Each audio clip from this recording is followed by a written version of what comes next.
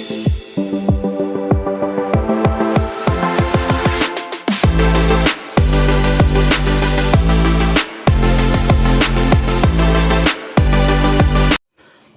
Friends, இன்றைக்கி ஒரு அருமையான டெசர்ட் செய்கிறது தான் பார்க்க போகிறோம்.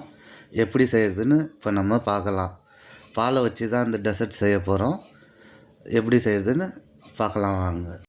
பால், சர்க்கரை, கார்ன் மாவு இருந்தாலே இந்த டெசர்ட்டை நம்ம செஞ்சிடலாம். ஃபஸ்ட்டு அடுப்பில் ஒரு பாத்திரத்தை வச்சுக்கோங்க. அதில் இப்போ 2 கப்பு அளவுக்கு பால் சேர்த்துக்குங்க. அதில்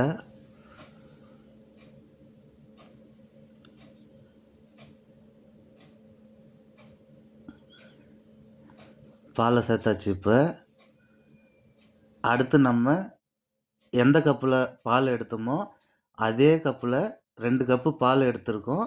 அதில் 1 கப்பு அளவுக்கு சர்க்கரை எடுத்து இப்போ அதில் சேர்த்துக்கலாம்.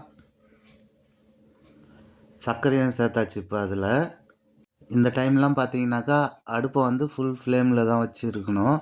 ஃபுல் ஃப்ளேம்லேயே வச்சுக்கோங்க. இப்போ சர்க்கரை சேர்த்தாச்சு. அது கூட இப்போ நம்ம கார்ன் மாவு சேர்க்க போகிறோம்.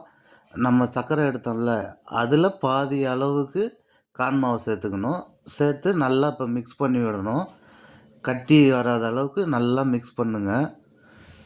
நல்லா மிக்ஸ் பண்ணதுக்கப்புறம் இப்போ அடுப்பு என்ன பண்ணாக்கா நம்ம லோ ஃப்ளேமில் வச்சுக்கணும்.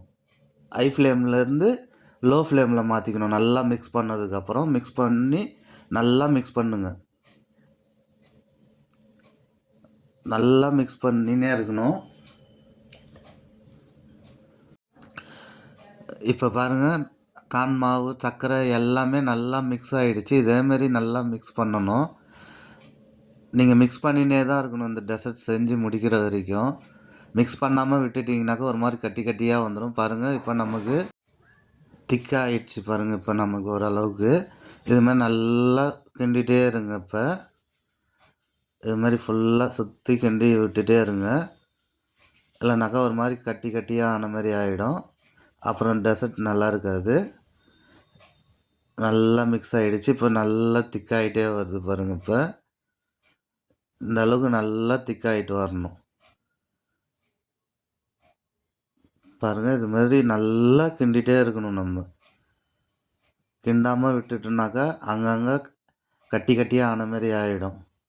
பாருங்கள், இந்த அளவுக்கு திக்காகிடுச்சு. பாருங்கள், இப்போ ரெடி ஆகிடுச்சு. நம்ம அடுப்பை ஆஃப் பண்ணிடலாம்.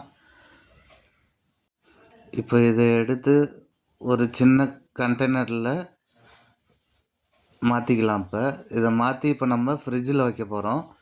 ஒரு 1/2 hour நீங்கள் ஃப்ரிட்ஜில் வச்சிங்கனாக்கா போதும்.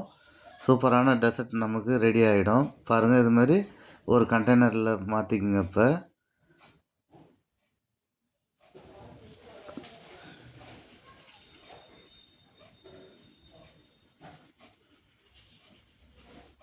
மாற்றிட்டு இப்போ இதை வந்து நம்ம மூடி வச்சிடலாம். இப்போ இதுமாரி மூடி போட்டு லாக் பண்ணிங்க. லாக் பண்ணி இப்போ நம்ம ஒரு 1/2 hour ஃப்ரிட்ஜில் எடுத்து வச்சிடலாம். ஃப்ரிட்ஜிலேருந்து இப்போ எடுத்தாச்சு. 1/2 hour ஆகிடுச்சு. பாருங்கள், நமக்கு ரெடி ஆகிடுச்சு. எவ்வளோ சூப்பராக வந்திருக்கு பாருங்கள். இதை அப்படியே நம்ம ஸ்லைஸாக கட் பண்ணிக்கலாம். இப்போ நமக்கு சூப்பரான டெசர்ட் ரெடி ஆகிடுச்சு. இதுமாதிரி செஞ்சு கொடுங்க, பசங்களுக்கு விரும்பி சாப்பிடுவாங்க. இது பாருங்கள், எவ்வளோ சூப்பராக வந்திருக்கு பாருங்கள். இதுமாதிரி நீங்களும் உங்கள் வீட்டில் ட்ரை பண்ணி பாருங்கள். நமக்கு அருமையான சுலபமாக செய்யக்கூடிய ஒரு டெசர்ட் ரெடி ஆகிடுச்சு. இதுமாதிரி நீங்களும் ட்ரை பண்ணி சாப்பிட்டு பாருங்கள். இந்த வீடியோ பிடிச்சிருந்தா லைக் பண்ணுங்கள், ஷேர் பண்ணுங்கள், கமெண்ட்ஸ் பண்ணுங்கள். மறந்துடாமல் சப்ஸ்கிரைப் பண்ணுங்கள். தேங்க்யூ.